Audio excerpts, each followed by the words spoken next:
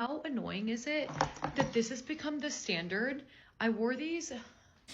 It's because those shoes are made of lambskin, and I will die on the hill that shoes should not be made of lambskin. Let's talk about it. This creator goes on to say, rightfully so, that she's pissed that her Chanel flats, that I don't even know how much they cost, but probably over $1,000, were trashed after one wear. And rightfully so. She should be pissed. That's because they were made out of lambskin. And lambskin is a very, very soft material. It's beautiful. It feels like butter.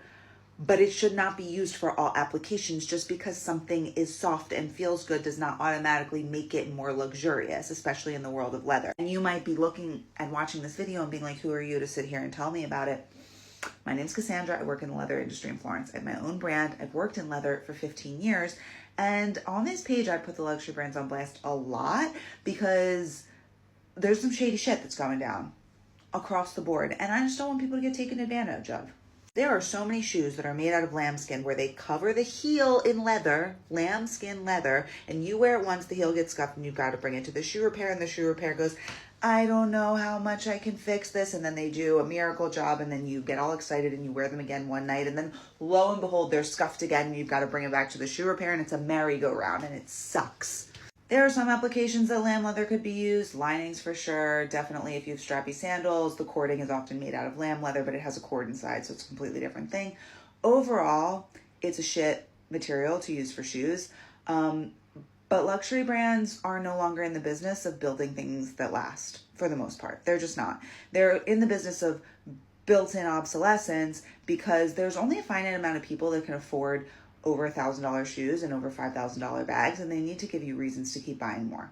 Not to mention the fact that sometimes I do think that it's definitely a lack of caring, but also a lack of true artisan masters in the design studios making these decisions, and there's such a disconnect between the design studio that is full of people who went to fashion schools and have a lot of experience in conceptual design and creativity and very little practical experience in the making of these garments and shoes and accessories at the product and like factory level, especially with even bigger brands where you have a sourcing team that sources the material and then brings it to the design department. And so the design department very rarely even has a lot of interaction with the material that they're using and doesn't really understand the principles of it. This is why you also get like garments that say dry clean only, even though they should be hand washed, or just like really mixed messages around how to care for your garments,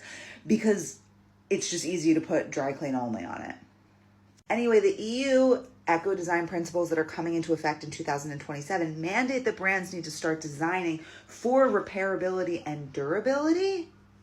However, it's really up in the air about how that's going to be enforced. So it's really on us to have some basic knowledge about the things that we're buying, especially if you are somebody who likes to buy designer and wants to invest in good pieces. There are designers out there who are making things that are quality and are built to last. And luckily, we all have access to social media where there's lots of people like me on these apps who have all this experience and are happy to share it with you so that you do know and you make better decisions and we all make better decisions and we don't waste our fucking hard-earned money. If you want to know more about what to buy and what not to buy, hit the follow button, send me a DM, send me a message, let's talk about it in the comments.